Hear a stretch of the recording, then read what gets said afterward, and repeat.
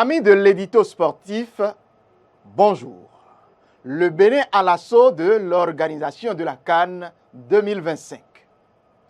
Tout est possible à celui qui croit, déclare la parole de Dieu dans le livre de Marc chapitre 19, le 23e verset. Et vous le savez si bien, le Bénin, avec son gouvernement, croit en ses capacités depuis quelques années.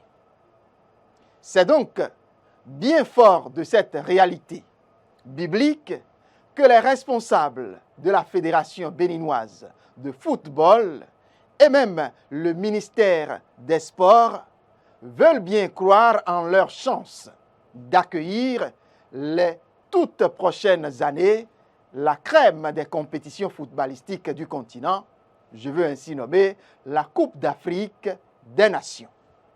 Oui, vous l'avez si bien entendu, le Bénin est candidat pour l'organisation de la CAN 2025. La rumeur qui enfle depuis quelques semaines se confirme et lève tout équivoque désormais. La Fédération béninoise de football a déposé sa candidature pour cette CAN. Et pour atteindre ce futur objectif, les autorités du pays ont choisi de marcher dans une candidature conjointe avec le grand voisin de l'Est, le Nigeria.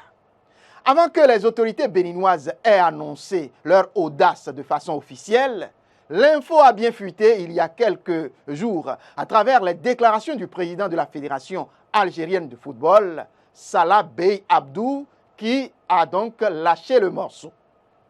Du siège de la CAF au Caire, en Égypte, où il s'est rendu pour déposer les dossiers de candidature de son pays, le président de la Fédération algérienne de football a annoncé que le Bénin et le Nigeria ont déposé une candidature commune plutôt.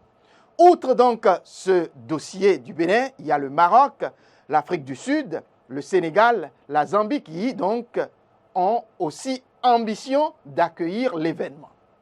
Et sans la moindre once d'insulte aux responsables du cuiron béninois et même du gouvernement, il faut dire qu'ils ont bien osé. Ce qui n'est pas un crime. Mais avant d'oser, il faut surtout faire l'inventaire de ses forces, de ses atouts et plutôt de ses faiblesses. Je le dis d'autant plus qu'une telle initiative ne peut se prendre que lorsqu'on réunit un certain nombre de conditions, j'y arrive, dont les plus élémentaires sont sans doute les infrastructures nécessaires en la matière. Pour ma petite recherche, pour accueillir la grande messe du football africain, le pays hôte doit avoir au moins à disposition 6 à 8 stades répondant aux normes internationales. Je dis tout ceci selon les règles de la Confédération africaine de football. Certes, le Nigeria, avec pas moins de 8 à 10 stades de capacité de 30 000 places ou plus, se positionne comme le co-organisateur qui a des potentialités footballistiques plus ou moins alléchantes. À côté de ce voisin, on ne saurait minimiser les efforts du gouvernement de Patrice Talon dans le domaine. Et ceci, il faut le dire, en ajoutant que le Bénin reste un havre de paix avec une économie culturelle qui se redessine et qu'il faut faire découvrir à nos futurs hôtes à cette prochaine CAN à venir. Après donc le rendez-vous du lac, ou plutôt de la lagune débrillée, je veux parler de la Côte d'Ivoire. En termes d'infrastructure, le stade de l'Amitié de Kourou nous semble avoir conquis le cœur des autorités de la CAF depuis ses nouvelles toilettes. Sans oublier la réfection à venir du stade Charles de Gaulle de Porto-Novo qui pourrait venir s'ajouter à celui de Cotonou.